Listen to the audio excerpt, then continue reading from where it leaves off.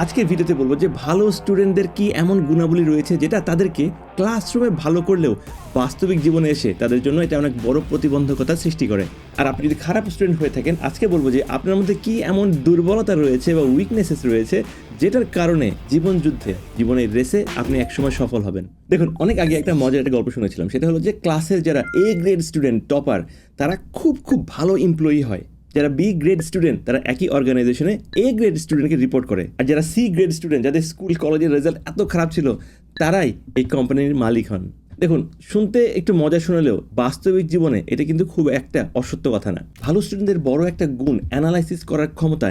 এইটাই ক্লাসরুমে তাদের জন্য ভালো হলেও বাস্তবিক জীবনে এইটা তাদেরকে নতুন কোনো একটা ভেঞ্চার, একটা কোম্পানি, একটা রিস্ক নেওয়ার যে ক্ষমতা, সেই ক্ষমতা থেকে দূরে সরিয়ে নিয়ে আসে। যারা ভালো স্টুডেন্ট তারা একটা জিনিস নিয়ে খুব অ্যানালাইসিস করতে পারেন, একটা ম্যাথ বলেন, একটা সমস্যা বলেন, তাতে যেটা হয় যে কোনো একটা প্রবলেম যদি তাদের সামনে দেয়া যায়, তারা তার 360 ডিগ্রি অ্যাঙ্গেলে অ্যানালাইসিস করে সেটা ভালো এবং খারাপ বের করতে পারেন, যেটা একজন এমপ্লয়ি হিসেবে কোম্পানির মালিকের জন্য এটা খুবই ইম্পর্টেন্ট একটা বিষয়। যে কোনো ধরনের রিস্ক নেওয়ার আগে এই সকল স্টুডেন্টরা অনেক বেশি কম্পারেটিভ অ্যানালাইসিস করতে পারেন। কিন্তু প্রবলেম হচ্ছে, আপনার যখন কোনো একটা ব্যবসা করতে হবে, কোনো একটা রিস্ক নিতে হবে, কোনো একটা ভেঞ্চার করতে হবে, টপার যারা এত বেশি অ্যানালাইসিস প্যারালাইসিস করে তাদের জন্য এই জিনিসটা করাটা কঠিন হয়ে যায়, কারণ তারা অ্যানালাইসিস প্যারালাইসিসের কারণে রিস্কটাকে এত বড় করে দেখেন যে ওই রিস্কটাকে আর নেওয়াই হয় না। আর আপনি যদি খারাপ স্টুডেন্ট হয়ে থাকেন, এই অ্যানালাইসিস করার ক্ষমতা খুব বেশি না থাকার কারণে হয়তো আপনি জীবনে জয়ী হবেন, হয়তো অনেক বড় ব্যবসা করতে পারবেন, অনেক কিছু ট্রাই করতে পারবেন, জীবনে হয়তো এন্টারপ্রেনার বা বিজনেসম্যান হিসেবে নিজেকে প্রতিষ্ঠিত করতে পারবেন, শুধুমাত্র আপনার অ্যানালাইসিসের চেয়ে রিস্ক নেওয়ার ক্ষমতাটা বেশি। এবং আমি বিশ্বাস করি আপনি যদি একটার পর একটা জিনিস চেষ্টা করে যান, একদিন না একদিন আপনার কোনো একটা কিছু কাজে লেগেই যাবে। আর এই জন্য বড় বড় কোম্পানি যারা প্রতিষ্ঠাতা তারা রিস্ক টেকার, এবং তার আন্ডারে বড় যারা এমপ্লয়ি হাই পারফর্মার তারা রিস্ক অ্যানালিস্ট। এই দুইটার রোলেরই দুইটা জায়গা রয়েছে, এটা ডিপেন্ড করে আপনি এটা কিভাবে ইউজ করবেন। দ্বিতীয় যে গুণটা ভালো স্টুডেন্টের জন্য স্কুল কলেজে ভালো কিন্তু বাস্তবিক জীবনে ভালো না, সেটা হলো যে আইডেন্টিটি মানে হচ্ছে যে আপনি যদি টপ স্টুডেন্ট হয়ে থাকেন, আপনি সবার কাছে একজন টপ স্টুডেন্ট, তাই আপনি যাই করেন না কেন আপনার উপরে একটা ফোকাস থাকে, সবসময় একটা স্পটলাইট থাকে যে অ্যাজ এ ভালো student, as a good student আপনি কি করছেন।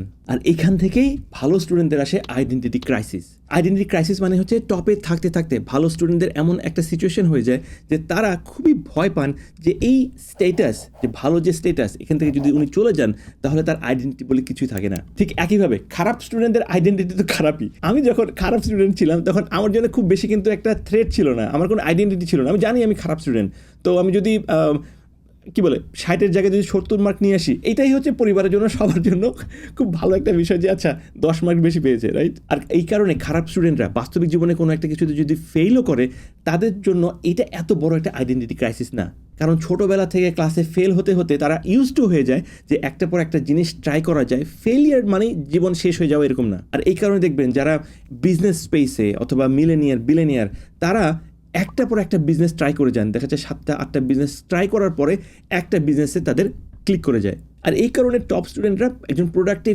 এমপ্লয়ি হিসেবে একটা কোম্পানিতে কাজ করতে পারেন ঠিকই, এবং খুব ভালো জায়গায় কাজ করছেন ডেফিনেটলি, কিন্তু নতুন ভেঞ্চার করা, রিস্ক নেওয়া, এটা তাদের আইডেন্টিটির কারণে কিছুটা হলে বাধাগ্রস্ত হয়। নাম্বার 3, যে গুণটা আপনার আছে বলেই হয়তো আপনি ভালো করতে পারেন, খারাপ করতে পারেন, এটা ডিপেন্ড করে আপনি কিভাবে ম্যানেজ করবেন।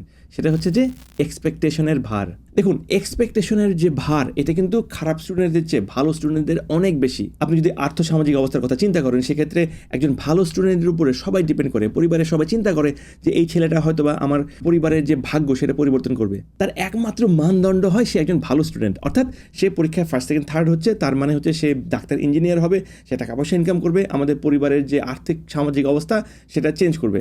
খারাপ বা মধ্যম মানের স্টুডেন্টদের প্রতি হয়তো এত এক্সপেকটেশন থাকে না, পরিবারের সবাই চিন্তা করে আচ্ছা ও নিজে খেয়ে পরে খেলেই হয়তো ভালো, আমাকে সাপোর্ট না দিলেও হবে। আমি নিজে বিশ্বাস করি যে এই এক্সপেকটেশনের ভার মানুষের যত কম থাকে, কেন জানি তারা অনেক বেশি উন্নতি করে। কারণ আমি বিশ্বাস করি যে জীবনে দায়িত্ব এবং কর্তব্য থাকলেও আপনার উপরে যদি এক্সপেকটেশন এত হেভি না হয়, আপনার আসলে অনেক কিছু ট্রাই করার সুযোগ থাকে। তাই আপনি যদি একাডেমিক্যালি খুব ভালো না হয়ে থাকেন, সেটা কাইন্ড অফ আপনার জন্য একটা ব্লেসিংস হতে পারে। বাই দ্য ওয়ে, এই যে আমার বিড়াল ওরিও সবাইকে একটু হাই বলে দাও না। আচ্ছা, সে মোবাইল শুকছে। ওকে, আমি যখনই রেকর্ড করি তখনই সে চলে আসে। আচ্ছা ওকে, যাও কথা বলছি, যাও। Thank you. ওকে, তো যেটা বলছিলাম, এক্সপেকটেশনের যে ভার, এটা ভালো স্টুডেন্টের জন্য একটা প্রতিবন্ধকতা সৃষ্টি করতে পারে। আপনার হয়তো মনে হতে পারে যে আমি কি ভালো স্টুডেন্ট সম্বন্ধে বলার জন্য বা খারাপ স্টুডেন্ট সম্বন্ধে বলার জন্য। জীবনে একটা সময় আমি প্রচণ্ড বাজে স্টুডেন্ট ছিলাম, সেখান থেকে আলহামদুলিল্লাহ আমি আমার ব্যাচেলর ফার্মেসিতে আমি ফার্স্ট ক্লাস ফার্স্ট হয়ে পাশ করেছি। সেই সাথে সাথে বাংলাদেশের one of the biggest pharmaceutical কোম্পানিতে ইন্টারন্যাশনাল মার্কেটিংয়ে জব করেছি এবং পিএইচডি এবং ইন্ডাস্ট্রি এবং একাডেমিতে কাজ করেছি। দেখুন, আমি এত কিছু বললাম কারণ আমি নিজেও এই ভালো ছাত্রের যে মাইন্ডসেটের যে ট্র্যাপ, এই ট্র্যাপে পড়ে গিয়েছিলাম। দেখুন, ভিডিওর একদম লাস্টে চলে আসছি এবং আপনাকে বলবো যে এই টিপস এবং ট্রিক্স ইউজ করে আমি এমন কি করেছি যেটার জন্য আমি 7-8 বছর ধরে ওয়েট করছিলাম। আর সেটা হচ্ছে যে এই ইউটিউব চ্যানেলটা চালু করা। দাঁড়ান, আপনার হয়তো মনে হতে পারে যে এটার মধ্যে এত এমন কি আছে, রাইট? জাস্ট একটা ক্যামেরা অন করে আমি কথা বলা শুরু করলাম, তাহলে তো ইউটিউব চ্যানেল হয়ে যায়। মজার বিষয় হচ্ছে যে 2017-18 সালে আমি প্রথম একটা ক্যামেরা কিনেছিলাম এবং আমি এই ভিডিওটা যদি পাই আপনাকে দেখাবো যে আমি এই ভিডিওতে বলছি যে আমি একটা ইউটিউব চ্যানেল চালু করব। So this is a test recording for my YouTube channel, and this is the first video that I'm going to do. I don't know how to edit this thing. 7 থেকে 8 বছর, I think 2019-এ আমি এটা করেছি, 18-19-এ।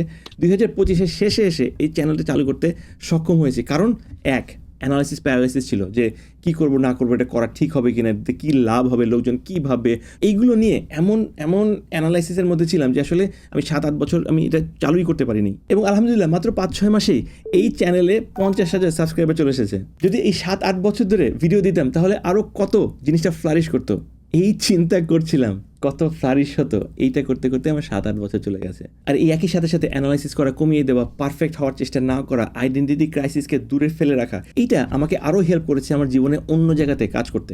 দেখুন, আমি বলছি না যে ভালো ছাত্র বা খারাপ ছাত্র, এটা আমি কোনো লেবেল দিচ্ছি না, কিন্তু এটা একটা মাইন্ডসেট যেটা ডিপেন্ড করে যে আপনি কিভাবে এটাকে ইউজ করছেন। ডেফিনেটলি আমি যখন পিএইচডিতে ছিলাম, আমি যখন পোস্ট ডকে ছিলাম, এই ভালো ছাত্রের যে গুণাবলী, অ্যানালাইসিস করার ক্ষমতা, পারফেক্ট হওয়ার চেষ্টা করা, এইগুলোই কিন্তু আমাকে রিসার্চে, একাডেমিতে অনেক বেশি হেল্প করেছে। সো আপনার যদি এই গুণাবলীকে ইউজ করে আপনি রিসার্চ, একাডেমিয়াতে উন্নতি করতে চান, আই বিলিভ এই সকল সেক্টরে আপনার ভালো হওয়ার অনেক বড় চান্স রয়েছে। দেখুন, আপনি যদি ভালো ছাত্র হন, খারাপ ছাত্র হন, অ্যাভারেজ ছাত্র হন, একদম তলানি ছাত্র হন, ইট ডাজন্ট ম্যাটার। কারণ হচ্ছে যে মানুষ হিসেবে আমাদের সবারই কিছু না কিছু দোষ এবং গুণ রয়েছে। কিন্তু আপনি যদি জীবনে একটু রিস্ক নিতে চান, কনভেনশনাল যে প্যাথ, ওখান থেকে যদি একটু বের হয়ে আসতে চান, আমি বলবো যে অ্যাভারেজ স্টুডেন্ট হওয়াটা এটা কিন্তু খুব একটা খারাপ না। ডিপেন্ড করছে যে এই গুণাবলীকে আপনি কিভাবে ইউজ করছেন। বাই দ্য ওয়ে, প্লিজ নিচে কমেন্টে জানান যে আপনার কি এমন লক্ষ্য বা প্রজেক্ট ছিল সেটা দীর্ঘদিন ধরে হয় শঙ্কা, লোকে কি বলবে, অ্যানালাইসিস প্যারালাইসিস কারণে আপনি করতে পারেন নাই। নিচে কমেন্টে জানান এটা কি ছিল এবং আপনার জন্য রয়েছে অসংখ্য দোয়া এবং শুভকামনা যে একদিন হয়তো আপনি এই লক্ষ্যটা পূরণ করতে পারবেন।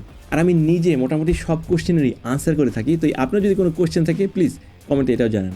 অসংখ্য ধন্যবাদ আপনাকে এতক্ষণ পর্যন্ত থাকার জন্য। দেখা হবে অন্য কোনো ভিডিওতে।